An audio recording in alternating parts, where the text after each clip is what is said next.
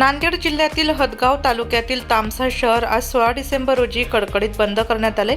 परभणी येथील खुलेआम संविधान प्रतिकृतीची तोडफोड करणाऱ्यांवर अॅट्रॉसिटी ॲक्ट अंतर्गत गुन्हा नोंदवून त्या व्यक्तीस देशद्रोहाचा गुन्हा दाखल करावा व पोलीस लाठी मारत मृत्यू झालेल्या सोमनाथ सूर्यवंशी या तरुणास 1 कोटी रुपयांची आर्थिक मदत व त्या परिवारातील एका व्यक्तीचे शासकीय सेवेत समावेश करावे। राज्यातील प्रत्येक आंबेडकर पुतळ्यासमोर सीसीटीव्ही कव्हरेज कलेक्टर ऑफिसमध्ये प्रदर्शित व्हावे। पोलीस कोम्बिंग ऑपरेशनची न्यायालयीन चौकशी व्हावी। सदर चौकशी सिटिंग न्यायाधीशामार्फत व्हावी। परभणी शहरातील आंबेडकरी तरुणांवरील सर्व गुन्हे तत्काळ मागे घ्यावे।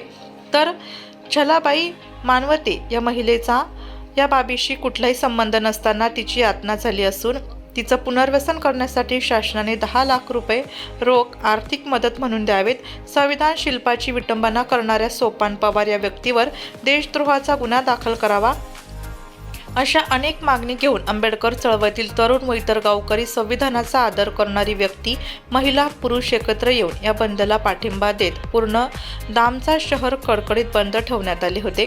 तर या बंदमध्ये सर्व जाती धर्माच्या लोकांनी आजी माजी सहित पोलीस प्रशासनाने देखील आपला सहभाग नोंदवला आहे।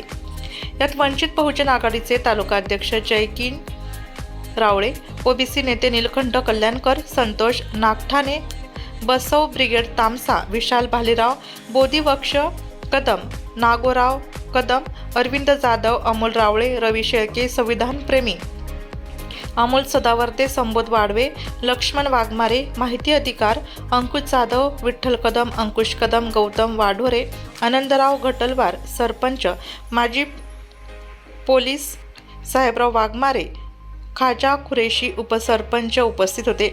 हदगाव तालुका प्रतिनिधी लक्ष्मण वाघमारे पाटील, तामसा।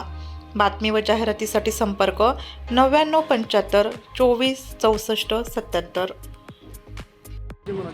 परभणी येथील भारतीय संविधानाच्या विटंबना प्रकरणात जो काल सूर्यवंशी नावाचा LLBचा विद्यार्थी पोलीस लाठीचार्जमध्ये मरण पावला, त्या विद्यार्थ्यांना शासनाने 1 कोटीची मदत व त्यांच्या घरच्यांना शासकीय नोकरी देऊन त्या घराचा उदरनिर्वाह करावा, पुनर्वसन करावं असं मी शासनाला विनंती करतो।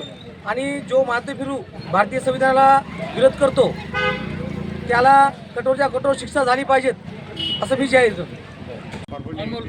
झालेल्या संविधानाच्या तोडफोडीबद्दल तामसा शहरातर्फे जाहीर निषेध व्यक्त करतो आणि अशा प्रवृत्तीच्या लोकांना शिक्षा झालीच पाहिजे अशी मी शासनास विनंती करतो।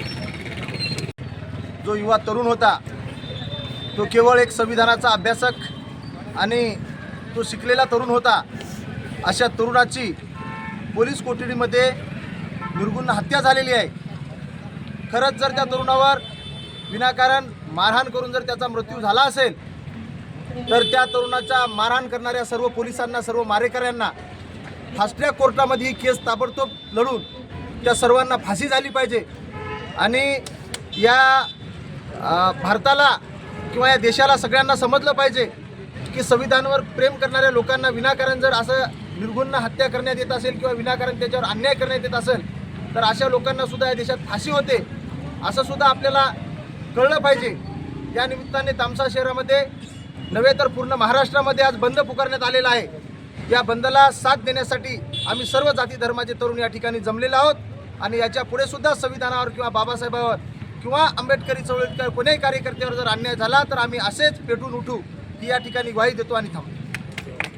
आंबेडकर यांना प्रथमात वंदन करतो। काल दिनांक 10